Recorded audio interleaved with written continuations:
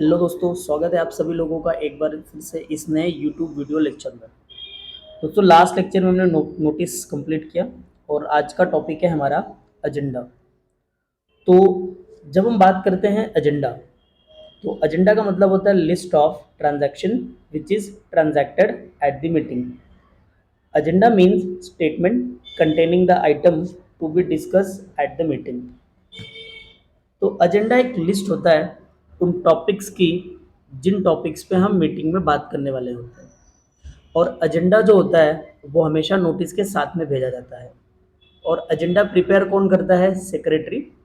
और agenda prepare करने में उसकी मदद करता है chairman of the meeting. So आपको तीन चीज़ें याद रखनी है। पहला, agenda means a statement containing the list of item to be discuss at the meeting. यानी कि मीटिंग में जिन टॉपिक पे हम डिस्कशन करने वाले हैं उनकी एक लिस्ट होती है जिसे हम एजेंडा बोलेंगे। Agenda is prepared by secretary with the consultation of chairman.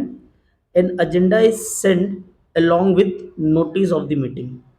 Agenda जो होगा वो हमेशा नोटिस के साथ भेजा जाएगा। नेक्स्ट पॉइंट है इंपॉर्टेंस ऑफ एजेंडा। एजेंडा क्यों इंपॉर्टेंट है इसके बारे में बात करते हैं। पहला पॉइंट है chairman can conduct meeting efficiently with the help of agenda.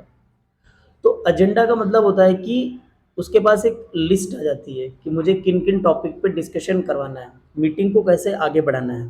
तो वो ज़्यादा बेटर तरीके से मीटिंग को आगे बढ़ा सकता है। तो चेयरमैन एफिशिएंटली मीटिंग को कंडक्ट करवा पाता है with the help of agenda, क्योंकि उसे डाउट नहीं आता कि अगला नेक्स्ट क्या करना है, ये टॉपिक हो गया अब हमें नेक्स्ट क्या करना है। अभी फॉर एग्जांपल जैसे कि शोज में जो एंकर होते हैं, तो एंकर के पास भी एक छोटा सा बुक होता है, या आप बोल सकते हो कि उसके पास एक छोटी सी चीज़ होती है, एक लिस्ट होती है जिसमें उसे पता रहता है कि अब मुझे क्या करना है, किनको बुलाना है, किन की परफॉर्मेंस होने वाली है। ठीक उसी तरह एजेंडा भी होता है। तो जैसे आपने द कपिल शर्मा शो देखा रहेगा, उसके पास एक कपिल के पास एक छोटा सा बुकलेट जैसा होता है ये ऑर्डर में, तो उसमें वो लिखा रहता है कि नेक्स्ट किसकी एंट्री है, कौन आने वाला है। तो कोई कंफ्यूजन नहीं होता, वो पूरा शो होस्ट करके 1 घंटे आराम से चलाता है। यही सेम काम करता है हमारा एजेंडा। तो एजेंडा क्या करता है? चेयरमैन को मीटिंग को एफिशिएंटली कंडक्ट करवाने में मदद करता है। सेकंड पॉइंट है chairman can discuss the item as per agenda, as per sequence of the agenda. तो जो भी चीज़ें एजेंडा में जिन सीक्वेंस में लिखी हुई होती हैं, उसी सीक्वेंस में जो हमारा चेयरमैन है वो मीटिंग को कंडक्ट करवाता है। तो इससे क्या होता है, मीटिंग की कोई भी बात, कोई भी पॉइंट मिस नहीं होता। वो सीक्वेंस वाइज में पूरी मीटिंग में पूरा डिस्कशन कंप्लीट हो जाता है। नेक्स्ट पॉइंट आता है member can get sufficient time to think over the items in the agenda, so they can come well prepared for the meeting and actively participate in the meeting। तो देखो, हम लोग ने ना जब नोटिस भेजते हैं मेंबर्स को या बोर्ड ऑफ डायरेक्टर्स को, तो हम एजेंडा और उसके साथ में हम नोटिस भेज देते हैं, यानी नोटिस के साथ में एजेंडा भेज देते हैं। तो एजेंडा में वो सारी चीज़ें लिखी होती है जिसके बारे में हम मीटिंग में बात करने वाले होते हैं। तो मेंबर को एक सफिशिएंट टाइम मिल जाता है उन टॉपिक्स पे सोचने के लिए। वो भी प्रिपेयर करके आ सकता है कि मुझे मीटिंग में इस टॉपिक के ऊपर क्या बोलना है, क्या नहीं बोलना है। तो वो लोग ना मीटिंग में एक्टिवली पार्टिसिपेट करेंगे।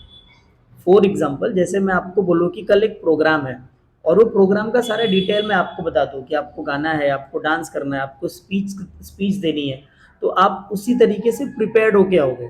तो आप उस प्रोग्राम में एक्टिवली पार्टिसिपेट करोगे क्योंकि आपको एडवांस में वो चीज़ पता है। तो सेम चीज़ यहाँ पे होता है मेंबर्स के साथ में। उनको हम एडवांस में ही बता देते हैं कि आपको इन इन बातों पे डिस्कशन करना है, तो वो अच्छे से प्रिपेयर्ड होके आ जाते हैं। Next point is all items including in agenda are discuss at the meeting. तो एजेंडा में जितनी भी बातें लिखी होती है उन सब चीज़ों पे हमारा डिस्कशन होता है, उन सब पॉइंट पे हम डिस्कशन करते हैं वन बाय वन। अब नेक्स्ट पॉइंट आता है guidelines for preparation of agenda. तो एजेंडा प्रिपरेशन करने का कुछ गाइडलाइंस है। तो जब भी सेक्रेटरी एजेंडा प्रिपेयर करेगा उसे कुछ चीज़ें ध्यान में रखनी पड़ती है। जैसे पहला पॉइंट है agenda must be prepared in simple language and should be brief and clear. तो एजेंडा सिंपल लैंग्वेज में प्रिपेयर्ड होना चाहिए। अगर आप इंग्लिश में लिख रहे हो तो इंग्लिश के जो वर्ड्स होंगे वो सिंपल होने चाहिए। ऐसे नहीं कि आपने बहुत भारी भरकम शब्द यूज कर दिया और फिर बेचारा मेंबर या डायरेक्टर को समझ में नहीं आ रहा है और उसे डिक्शनरी लेके ढूंढना पड़ रहा है, तो वो इतना टाइम वेस्ट नहीं करेगा, वो इंटरेस्टेड ही नहीं रहेगा। So that is why agenda must be simple language, brief मतलब शॉर्ट होना चाहिए और क्लियर होना चाहिए, टू द पॉइंट होना चाहिए, चीजें घुमा फिरा के नहीं बोलनी है। नेक्स्ट पॉइंट, रूटीन और जनरल नेचर के जो आइटम्स होते हैं उन्हें एजेंडा में पहले लिखना होता है और जो स्पेशल मैटर होते हैं उसे लास्ट में लिखना रहता है। जैसे रूटीन नेचर में क्या होगा कि मीटिंग शुरू होने से पहले एजेंडा और नोटिस नोटिस एक बार पढ़ा जाता है, कोरम की काउंटिंग होती है, फिर चेयरमैन एक एक चीज़ों पे डिस्कशन करवाता है। तो ये जो रूटीन नेचर की चीज़ें ये पहले लिख दो। उसके बाद में कुछ स्पेशल रेजोल्यूशन पास करना है, कुछ डिजोल्यूशन सॉरी डिजोल्यूशन नहीं, कुछ स्पेशल रेजोल्यूशन पास करना है, कुछ स्पेशल मैटर पे डिस्कशन करना है, तो उसको एजेंडा में लास्ट में लिखते हैं हम लोग।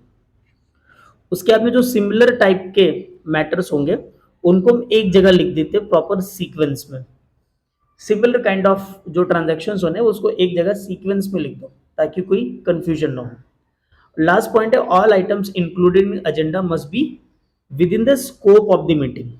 यानी कि जो भी आइटम्स हम या जो भी टॉपिक्स हम एजेंडा में लिख रहे होंगे वो उस मीटिंग के स्कोप में आना चाहिए। ठीक है। मीटिंग का स्कोप का मतलब क्या होता है? स्कोप का मतलब होता है कि कौन कौन सी चीजें कवर होनी है। अभी फॉर एग्जांपल देता हूँ, जैसे कि आपको ना रेट ऑफ डिविडेंड अप्रूव करना है। ठीक है। तो ये जो रेट ऑफ डिविडेंड अप्रूव होता है उसको अप्रूवल कौन देता है? शेयर होल्डर देता है जनरल मीटिंग्स में। तो कभी भी ये जो डिविडेंड का अप्रूवल का टॉपिक है ये आप बोर्ड मीटिंग में नहीं रख सकते क्योंकि वो बोर्ड मीटिंग उसको कवर ही नहीं करता, बोर्ड मीटिंग के स्कोप में है ही नहीं। समझा? यानी कि जो चीज उस मीटिंग के स्कोप में आ सकती है आपको वही इंक्लूड करना है, जो उसके स्कोप के बाहर है वो चीजें इंक्लूड नहीं करनी है।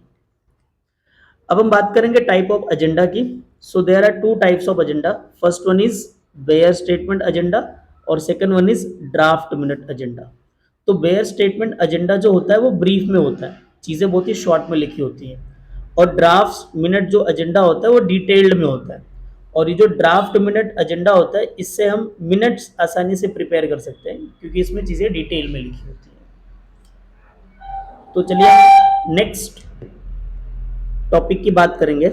नेक्स्ट टॉपिक है हमारा प्रॉपर कॉन्स्टिट्यूशन ऑफ मीटिंग और उसमें पॉइंट आता है आपका कोरम।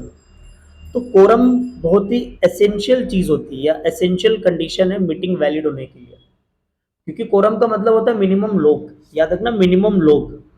मीटिंग शुरू करने के लिए जितने कम से कम जितने लोगों की आवश्यकता होती है उसे कोरम बोला जाता है। तो आप समझ गए क्यों इसको बोला जा रहा है वैलिड कंडीशन, क्योंकि भाई अगर मीटिंग में लोग ही नहीं आएंगे तो हम मीटिंग कैसे करेंगे? बहुत सिंपल सी बात है। सो कोरम का मतलब क्या होता है? Quorum means minimum number of member required to be present at the meeting. यानी कम से कम जितने लोगों की आवश्यकता होगी मीटिंग शुरू करने के लिए या मीटिंग कंडक्ट करने के लिए उसे हम बोलेंगे कोरम। और लोगों का प्रेजेंट होना ये एसेंशियल है मीटिंग में, जो भी ट्रांजैक्शन होंगे वो लीगली होने के लिए। क्योंकि मीटिंग में देखो कुछ फैसले लेने पड़ते हैं, उसके लिए वोटिंग होती है, तो उसमें ना मेजोरिटी लोगों का वोट चाहिए होता है। तो अगर मेजोरिटी लोगों का वोट नहीं है और हमने डिसीजन ले लिया तो वो लीगली इनवैलिड हो जाता है। दैट इज वाई लोगों का प्रेजेंट होना वहां जरूरी हो जाता है। और तीसरा पॉइंट क्या है कि कोरम जब प्रेजेंट रहेगा तो ऐसा नहीं है कि वो सिर्फ शुरू में आया और बाद में निकल गया, और ऐसा भी नहीं होता कि वो एंड में आया 5 मिनट 10 मिनट। कोरम का मतलब होता है अगर मीटिंग जितने बजे शुरू हो रही है, सपोज 11 बजे शुरू हो रही है तो 11 बजे आपको आ जाना है। सपोज मीटिंग 5 बजे खत्म हो रही है तो 5 बजे तक बैठना है, यानी स्टार्ट से लेके एंड तक, तभी इसको कोरम माना जाता है। और सेक्रेटरी को ये इंश्योर करना पड़ता है मीटिंग शुरू होने से पहले कि कोरम प्रेजेंट है या नहीं है, क्योंकि अगर कोरम नहीं है और आप मीटिंग कंडक्ट कर रहे हो तो वो मीटिंग इनवैलिड हो जाती है। अब हम बात करते हैं कि कितना नंबर ऑफ कोरम चाहिए होते हैं, यानी प्रोविजन क्या है कोरम को लेके अकॉर्डिंग टू कंपनीज एक्ट 2013। तो पहला है कोरम फॉर जनरल मीटिंग, यानी जनरल मीटिंग में कितने कोरम चाहिए होंगे, वो भी पब्लिक कंपनी में। तो quorum depends on the number of shareholder. अगर एक पब्लिक कंपनी है और वहाँ पे हम जनरल मीटिंग कंडक्ट करवा रहे हैं तो कोरम की जो मिनिमम नंबर होगा वो डिपेंड करता है उनकी मेंबरशिप पे।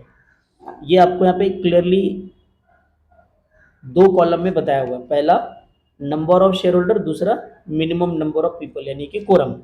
देखो कोई पब्लिक लिमिटेड कंपनी है तो जिसमें 1,000 तक मेंबर है, तो उसमें कम से कम 5 लोग मीटिंग में प्रेजेंट होंगे ना, तब भी मीटिंग कंडक्ट हो जाएगी। और अगर शेयर होल्डर 1,000 से लेके 5,000 तक हैं, तो उनमें से अगर 15 लोग भी मीटिंग में प्रेजेंट होंगे तो मीटिंग कंडक्ट हो जाएगी। उसके बाद अगर मेंबर 5,000 से ज़्यादा हो जाते हैं तो कम से कम 30 मेंबर तो भी प्रेजेंट होना चाहिए। यानी शॉर्ट में बोला जाए, अगर आपके पास 1,000 तक शेयर होल्डर है तो कोरम कितने होने चाहिए? 5। 1,000 से लेके 5,000 तक मेंबर है तो कोरम कितना होना चाहिए? 15। 5,000 से ज़्यादा है तो कोरम कितना चाहिए? 30। अब बात करते हैं प्राइवेट कंपनी में, क्योंकि ये तो हमने पब्लिक कंपनी में सीखा। प्राइवेट कंपनी में ना एटलीस्ट 2 डायरेक्टर प्रेजेंट होना चाहिए। हम जनरल मीटिंग की बात कर रहे हैं, ये याद रखना कि जनरल मीटिंग में एटलीस्ट दो मेंबर भी अगर प्रेजेंट है प्राइवेट कंपनी में, तब भी मीटिंग हो जाती है। अब हम बात करते हैं अगर बोर्ड मीटिंग होगी तो क्या होगा, यानी बोर्ड मीटिंग में कम से कम कितने लोगों की आवश्यकता होती है। तो बोर्ड मीटिंग के लिए ना, तो 1/3 of total number of director और 2 director which ever is higher. यानी कि आपकी कंपनी में जितने भी डायरेक्टर्स हैं उनका 1/3 निकालेंगे और 2 से कंपेयर करेंगे, तो जो ज़्यादा रहेगा वो कोरम होगा। अभी फॉर एग्जांपल, जैसे कि ना हमारी कंपनी में टोटल 12 डायरेक्टर है, ठीक है, तो 12 का हम 1/3 निकालेंगे तो कितना आएगा? 4 आएगा।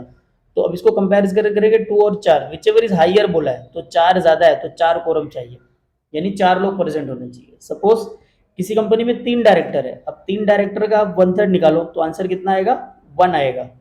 तो 1 और 2, तो यहाँ पे कम से कम 2 डायरेक्टर प्रेजेंट होने चाहिए। यानी कि बोर्ड मीटिंग में 1/3 of the total number of director and 2 director which ever is higher. तो आज के लेक्चर में फिलहाल इतना ही है। तो नेक्स्ट लेक्चर में हम बात करेंगे चेयरमैन ऑफ द कंपनी। अगर आपको लेक्चर पसंद आ रहे हैं तो लाइक करो, चैनल को सब्सक्राइब करो और ज़्यादा से ज़्यादा लोग तक शेयर करो। Thank you very much.